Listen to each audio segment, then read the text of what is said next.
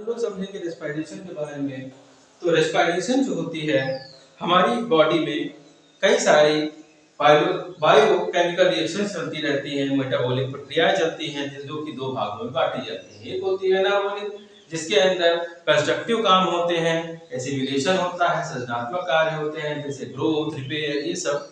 और वहीं पर कैटाबॉलिक की प्रोसेस होती है जिसमें जो है एनर्जी का फॉर्मेशन होता है।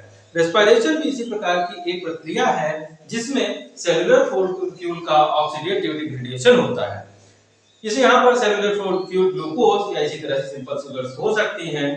रेस्पिरेशन को बेसिकली दो पार्ट में बांटा गया है। एक एक्सटर्नल रेस्पिरेशन जिसमें हम लोग ब्रीदिंग करते हैं, जिसमें हम लोग एयर को इनहेल करते हैं ऑक्सीजनेटेड, और फिर कार्बन डाइऑक्साइड से रिच जो है जो एयर है उसको हम लोग एक्सहेल कर देते हैं, बाहर की तरफ निकाल देते हैं। जब हम लोग ब्रीदिंग करते हैं तो इनहेल करते हैं तो सबसे पहले ये एयर जाती है हमारी नेजल पैसेज में, जहां पर बहुत सारे जो है हेयर्स लगे हुए हैं जो कि डस्ट वगैरह को फिल्टर कर देते हैं। और इसके बाद नॉस्ट्रिल से होती हुई ये जो एयर है वो फेरिंग्स, लैरिंग्स, ट्रैकिया, इन सब में आती है। ट्रैकिया फिर जो है फर्दर ब्रोंकियोल्स में बदल जाते हैं। ये प्राइमरी ब्रोंकाई होता है, फिर सेकेंडरी ब्रोंकाई, फिर टर्शियरी ब्रोंकाई के ब्रांचेस रूप में टूटते चले जाते हैं।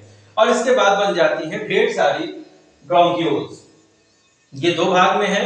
लंग्स जो है लेफ्ट साइड में थोड़ा सा दबा हुआ सा दिख रहा है, यहाँ पर एक्चुअल में हमारा हार्ट जो है होता है, इसलिए यहाँ पर ये थोड़ा सा दबा हुआ हिस्सा है। राइट साइड में लंग थोड़ा सा बड़ा है और यहाँ पर भी इसी प्रकार से ब्रोंकियोल्स बटे हुए हैं।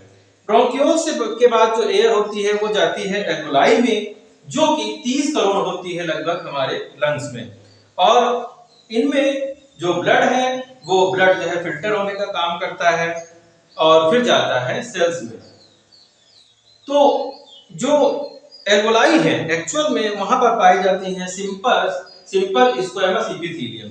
ये जो सिंपल स्क्वेमस एपिथेलियम है कार्बन डाइऑक्साइड और ऑक्सीजन के लिए ये परमिएबल है। और by the process of simple diffusion यहाँ पर जो डीऑक्सीजनेटेड ब्लड आता है वो यहाँ पर ऑक्सीजनेटेड ब्लड में कन्वर्ट हो जाता है। इसमें अगर हम लोग देखें तो हमारा जो हार्ट वो लंग है एक बार में अगर हम लोग नॉर्मली ब्रीथ करते हैं तो लगभग 500 ml ऑफ एयर को लेता है और 500 ml ही बाहर भी निकालता है, इंस्पायर करता है, एक्सपायर करता है। अगर हम लोग बात करें टोटल लंग कैपेसिटी की तो हमारे लंग्स की जो टोटल कैपेसिटी होती है वो 5800 मिलीलीटर होती है। अगर हम लोग पूरी एयर को बाहर निकालते हैं इसके बावजूद भी हमारे लंग्स में लगभग 2300 ml जो एयर है वो बच जाती है।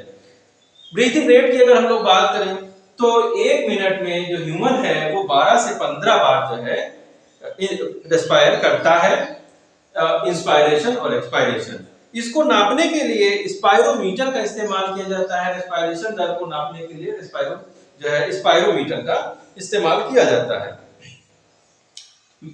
हमारे बॉडी में ब्रेन का मेडुला ऑब्लोंगेटा पार्ट होता है जो कि हमारे रेस्पिरेशन को कंट्रोल करता है। हमारा ब्रीदिंग रेट समय समय पर बदल भी सकता है। नॉर्मल टाइम पे जैसा कि हमने बताया कि 500 ml इंस्पायर और एक्सपायर करता है, तो वो कभी भी ज्यादा और कम भी हो सकता है। अगर हम किसी टेंस कंडीशन में हैं तो ब्रीदिंग रेट हाई हो सकता है, फीवर की कंडीशन में भी ब्रीदिंग रेट हाई हो जाता है।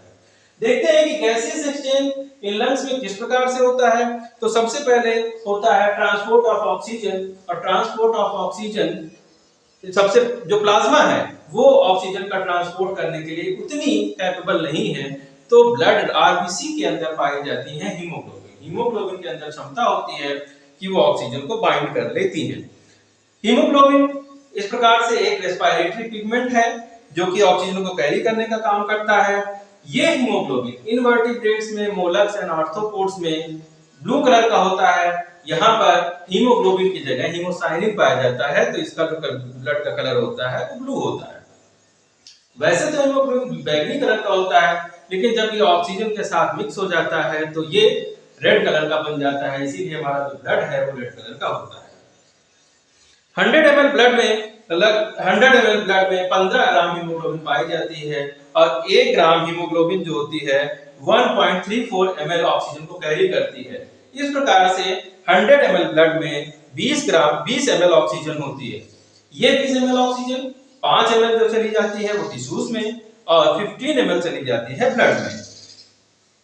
इसी प्रकार से कार्बन डाइऑक्साइड का भी ट्रांसपोर्ट होता है। कार्बन डाइऑक्साइड को ट्रांसपोर्ट करने के लिए 3 पार्ट्स में होता है। प्लाज्मा जो है 7% कार्बन डाइऑक्साइड इसके अंदर डिसॉल्व होती है। वहीं पर जो कार्बोनेट्स हैं, सोडियम और पोटेशियम के बाइकार्बोनेट हैं, वो मैक्सिमम जो है कार्बन डाइऑक्साइड को लेकर के आते हैं, वो होता है लगभग 70%। और कार्बोमिनो हीमोग्लोबिन जो होती है वो 23% कार्बन डाइऑक्साइड को लाने का काम करती है। इसके बाद हमारा जो एक्सपायरेशन का प्रोसेस होता है, इसमें हमारी जो एयर होती है वो डीऑक्सीजनेटेड है, कार्बन लेडेन है, वो हमारी नाक से बाहर निकल जाती है, जो कि थोड़ा गर्म होती है। इसके बाद शुरू होता है इंटरनल रेस्पिरेशन का जो प्रोसेस है। तो इंटरनल रेस्पिरेशन का जो प्रोसेस है, ये जैसा कि बताया कि सेलुलर फ्यूल का डिग्रेडेशन होता है, ये डिपेंड करता है ऑक्सीजन की कंसंट्रेशन के ऊपर। ऑक्सीजन की कंसंट्रेशन, अगर ऑक्सीजन अवेलेबल नहीं है तो एनाएरोबिक टाइप का रेस्पिरेशन होता है। एनाएरोबिक टाइप का रेस्पिरेशन ज्यादातर स्मॉल ऑर्गेनिज्म में, एनिमल टिश्यूज में, डॉर्मेंट सीड में, इन सब में या फर्मेंटेशन वगैरह में पाया जाता है। यहाँ पर जो एनर्जी है वो कम मात्रा में लिबरेट होती है और यहाँ पर ग्लूकोज का ब्रेकडाउन होता है अल्कोहल में, और साथ ही अल्कोहल में इसका जो है ब्रेकडाउन हो जाता है। अगर ऑक्सीजन है मगर कम मात्रा में है तो लैक्टिक जो ग्लूकोज है वो लैक्टिक एसिड बना लेगी। जब हम लोग ज्यादा वर्क करते हैं, थक जाते हैं, तो क्योंकि वहां पर हमें ऑक्सीजन उस मात्रा में नहीं मिलती, लैक्टिक एसिड का फॉर्मेशन हो जाता है, जिससे कि हमारी बॉडी में दर्द होने लगता है। एरोबिक रेस्पिरेशन की बात करें तो जब ऑक्सीजन सफिशिएंट मात्रा में है तो ग्लूकोज जो है पूरी तरह से ब्रेक डाउन हो जाएगी, और ग्लूकोज का ब्रेक डाउन होगा, कार्बन डाइऑक्साइड और वाटर बनेगा, साथ ही साथ जो है हमें 36 एटीपी का गेन होगा। अब एक इसमें प्रोसेस है इंटरनल रेस्पिरेशन में ग्लाइकोलिसिस की। ग्लाइकोलिसिस की जो प्रोसेस है वो एरोबिक और एनाएरोबिक दोनों में कॉमन है, मगर जब हम लोग आते हैं क्रेब्स साइकिल में तो यहाँ पर दोनों फर्क हो जाएंगे। तो ग्लाइकोलिसिस की जो प्रोसेस होती है उसमें एक ग्लूकोज मॉलिक्यूल का ब्रेकडाउन होता है, 2 पायरुविक एसिड बनते हैं। ग्लूकोज का मॉलिक्यूल 6 कार्बन का होता है, जबकि पायरुविक एसिड का मॉलिक्यूल 3 कार्बन का होता है। इस प्रकार से एक ग्लूकोज मॉलिक्यूल 2 पायरुविक एसिड में टूट जाता है। इस पूरी प्रोसेस में 4 एटीपी का फॉर्मेशन होता है, जिसमें 2 एटीपी का यूज हो जाता है। तो टोटल गेन ग्लाइकोलिसिस में 2 एटीपी का होता है। इसको जो है एम्बडेन, मेयरहॉफ और पार्सन ने इसको डिस्कवर किया था, इसीलिए इसको ईएमपी पाथवे भी कहा जाता है। अब ये जो सारा ग्लाइकोलिसिस का प्रोसेस है ये होता है साइटोप्लाज्म के अंदर, और साइटोप्लाज्म से अब जो प्रोसेस होगी वो होगी, जो क्रेब्स साइकिल की प्रोसेस होगी वो होती है माइटोकॉन्ड्रिया के अंदर। माइटोकॉन्ड्रिया के अंदर पायरुविक एसिड जो होता है वो कार्बन डाइऑक्साइड और हाइड्रोजन को रिलीज करता है, और इसको रिलीज करने में जो है एनर्जी का फॉर्मेशन होता है। ये जीटीपी के फॉर्म में, एफएडीएच के फॉर्म में, एनएडीएच के फॉर्म में, और ये सभी जो है हम लोग को अल्टीमेटली एटीपी के रूप में एनर्जी देते हैं, और इसी एनर्जी का हम लोग इस्तेमाल करते हैं। अब देखते हैं रेस्पिरेशन क्वोशिएंट क्या चीज होती है। रेस्पिरेशन क्वोशिएंट है कि कौन सा फ्यूल कितनी एनर्जी देगा। तो ये इसको कैलकुलेट किया जाता है total CO2 produce upon total oxygen consume. अगर हम लोग कार्बोहाइड्रेट की बात करते हैं तो यहाँ पर 6 CO2 प्रोड्यूस होती है और 6 CO2 जो है कंज्यूम्ड होती है, तो ये जो है बराबर हो जाता है। तो यहाँ पर जो रेशियो आता है वो आता है 1।